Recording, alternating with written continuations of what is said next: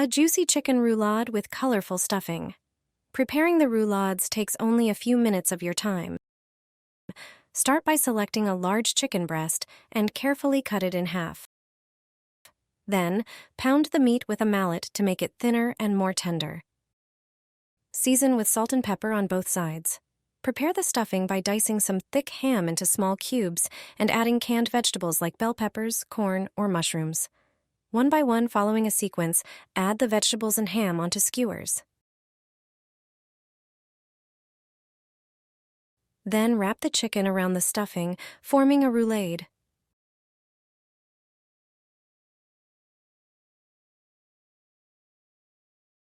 For breading, prepare 2 separate dishes, one with breadcrumbs and the other with a beaten egg mixed with a cup of flour. Dip the roulades first in the egg and then in the breadcrumbs. Heat a small amount of oil in a pan over medium heat. Fry the roulades, turning them until they are golden on all sides. After frying, let them cool for 5 minutes.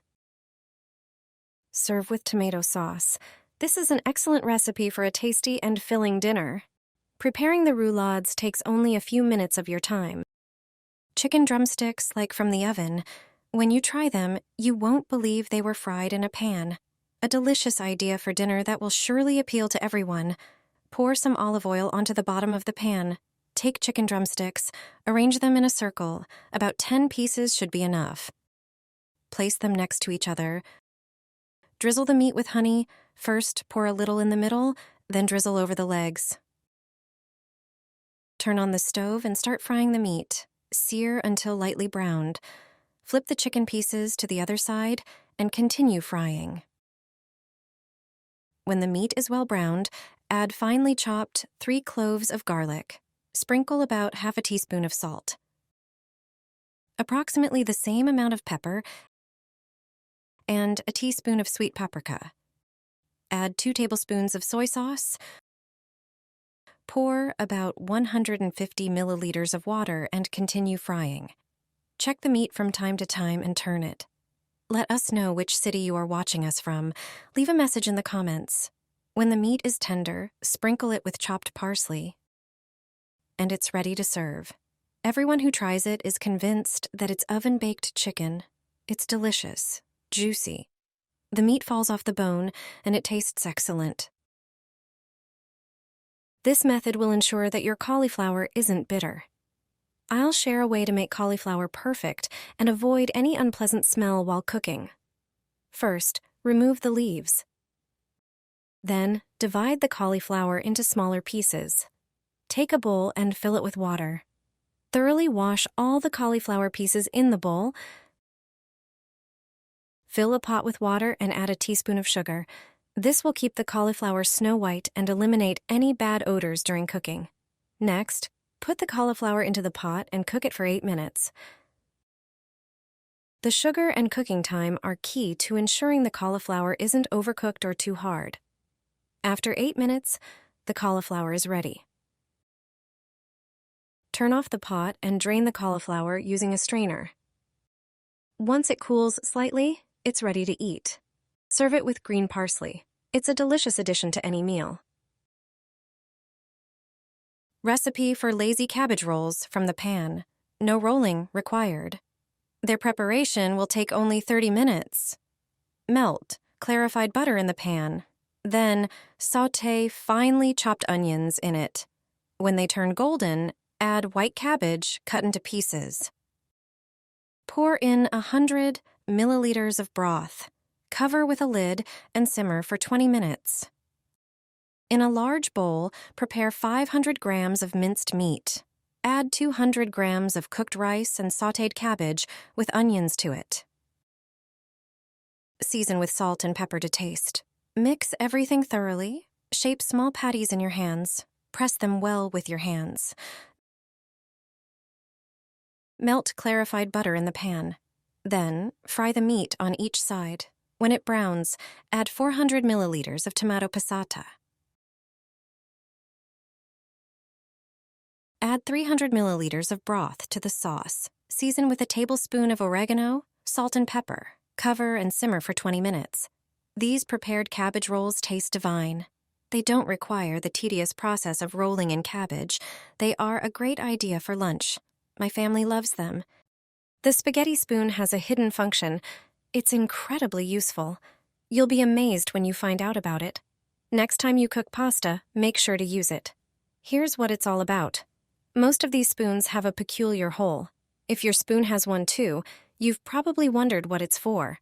Obviously, when you're cooking pasta, you can use it to scoop it out. The prongs prevent the pasta from slipping, while the hole allows water to drain. But that's not all.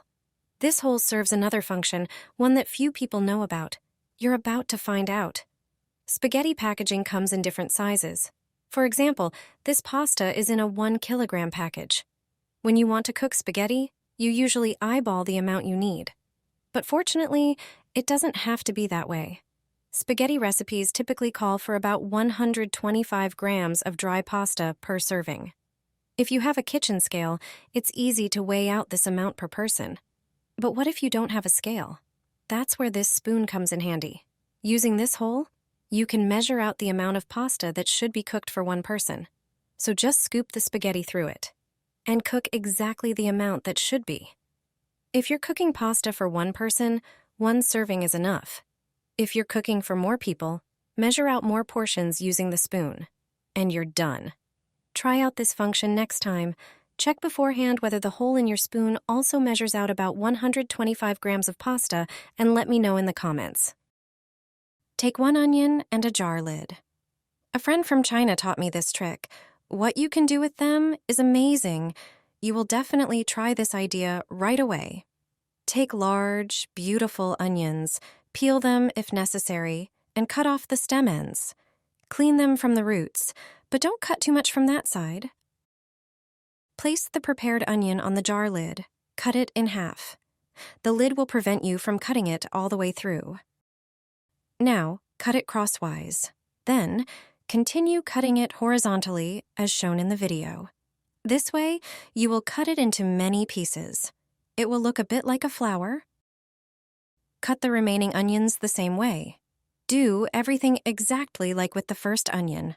Take a large bowl, pour water into it. Soak the cut onions in it. Leave them in the water for an hour and then dry them. In the bowl, beat 2 eggs.